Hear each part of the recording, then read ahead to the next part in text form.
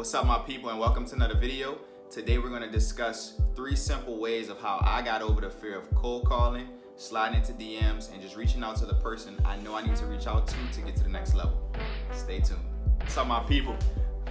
I'm really excited to talk about this topic today, y'all. So I'm Blake. For those of you who don't know me, this channel is about marketing, inspiration, sales, and travel. Today is a sales video because sales is what's needed right now more than anything. So let's get straight to it. These are 3 simple ways that I was able to get over the fear of selling, sliding into the DMs, and talking to the person that's gonna get me to the next level. So we're gonna exclude the DMs. Maybe I'll put them on another video because I really want to focus on these other 2. And for those of you who know how to slide into DMs, you know what you're doing already. All right. So, but for real, on another note, the first thing is you have to understand that action cures fear. So I know a lot of you are gonna say, well, I want you to say something I never heard. I will say that in a second, maybe, but I want you to understand that action cures fear. It's kind of like when you about to go swimming for the first time. You gotta get in, you gotta put your foot in the pool. When you get behind the wheel of a car, you have to just go drive. Like, the only way to get over fear is by action. So you have to actually be in the act of doing it. And it could be in practice mode, but I think practice is good. Once you get in that game mode, the best analogy I could give is when you play sports, and coach would always try to make practice harder than the game, because he knows that if practice is harder than the game, all the distractions and fears that you deal with, all the jitters that you have, they're gonna still be there, but they'll be suppressed because you've practiced for this situation and scenario so many times that it should kind of be second nature, and your instincts and subconscious should take over. So that's the first thing. Action cures fear. The second thing, you have to reprogram your brain on the word no, because a lot of times we hear the word no and it just paralyzes us. I'm gonna talk about myself first and foremost. Like, obviously I heard no so many times from my mom growing up. You saying you can't have these clothes, you can't have that, you can't have this, you can't go to this party, this, that, and the third. But like, hearing no really immobilizes people. And so what I want y'all to understand is, you're not even looking for a yes, you're not looking for a no. The word that you're looking for, and it's gonna blow your mind, is you really want a that's right. You really want a you nailed it. Man, you read my mind. I like how you think. You really putting yourself in my shoes. Something along those lines. You can put it in whatever terms that you use, but that's pretty much what you want to hear, because from that you get a commitment. And so there's 3 types of yeses that you get whenever you're selling. There's a counterfeit yes.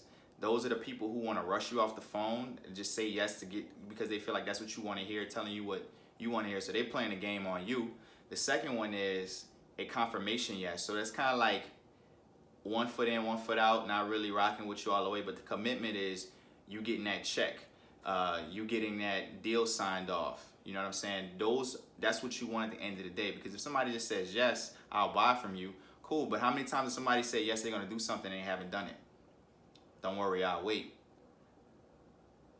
So that's what you want, is a commitment. All right. So that's the second thing. And the third thing is, I think this will really kind of get into it. But before I get into the third thing, I want to say this, man. When you're dealing with communication, you have to understand that the majority of communication is body language, and the second portion of that pie is the tone. So the people's tone of voice. And the last thing, which we kind of have inverted, is words. So a lot of times people think the words that you hear they're taking it at face value, but it's really the body language. Because if I say no, but I'm smiling like this, versus if I say no and I'm looking like this with a stern face, you're probably gonna take that no more seriously than the other no. You might keep trying for the sale if I say no, man. But if I say no, man, it's a difference. So that immediately triggers something in your mind to say what you're hearing and what you're seeing are 2 different things. So that's why vision always dominates. So they broke it down in the book that I read. 55% is visual, so that's your body language and your face. 38%, I believe, is the tonality of your voice. And the last one, which is the last 7%, is words. So it's crazy. You listening to me talk, but my body language is saying a lot more than what I'm saying out of my mouth. All right. So let's get to the last thing. And I think this is the most important. You got to really understand what your why is. Because when your why outweighs your fear, you'll always make the call. You'll always message the person that you need to talk to. You'll always reach out. Whatever method of communication it is, send that email.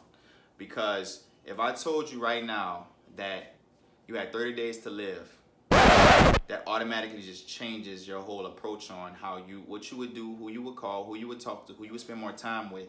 So do not let fear paralyze you. The best way to do it is to figure out your why and make it greater than the fear.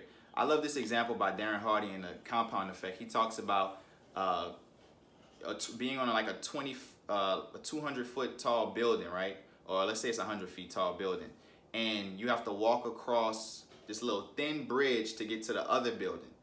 And everybody said, hell no, I'm not doing that. But then he gave you a scenario. Let's say your brother or sister's in that building and the building's on fire.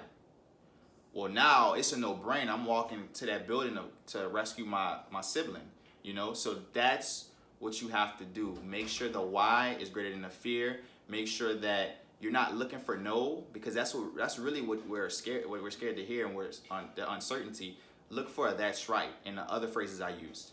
And make sure you get a yes, but it's a commitment yes. And the last thing is just go out there and do the action. Action cures fear. And last but not least, this is a bonus tip.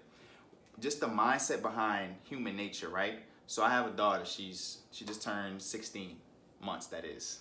All right. So she, from day one, babies cry because when a baby doesn't have, safety or security, and they don't feel like they're in control, they start crying. So like when she started walking, if I try to hold her like this, she don't like that. She doesn't feel like she's in control. So she's kicking me, she's pushing me to try to let me put her down. People, and just even as an adult, we think like that. If somebody starts interrogating you and you feel like they're gonna keep doing it, and you feel like you don't have control of the conversation, however you respond to that is not gonna be pleasant because you don't have control. And another thing is you don't feel safe. Since we're being at the stay-at-home, thing since about a month now, everybody's buying guns, buying excess toilet paper because it's uncertainty. You don't feel as safe as you once did.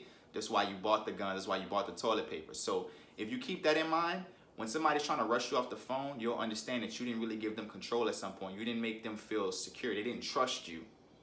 So that's just something to think about. I hope this helps, man, because as I've been going through my sales journey, I'm going to just be giving y'all all the tips. I hope y'all don't have to go through as many mistakes as I did, because I read a lot, but I still failed a lot. I still reach out to people all the time to get tips and always refine my skills. So I might make another video about this later on, but it'll be 10 times better if I do, because I'll be that much further along. But man, I know this is gonna help somebody.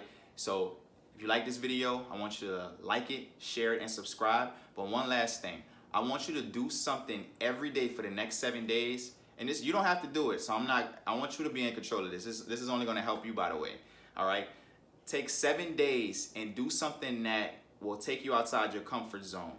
But it has to be something that'll increase your life, make your life better. So don't just say, oh, I'm gonna stop eating ice cream for a week and take me out of my comfort zone. No, I want you to do something that's real actionable, that'll move you up based on your scale, not based on my scale. So I want you to do something every day. So comment what it is, and then I want you to comment after 7 days if you're able to complete it or not, and then we'll talk from there. But I'm looking forward to it. I'm gonna respond to every comment, so flood it with comments. I'm gonna make sure I respond to all of them. And this video is getting too long, so I'm gonna cut it out. But I'll see you in the next video, and thanks for watching. Peace.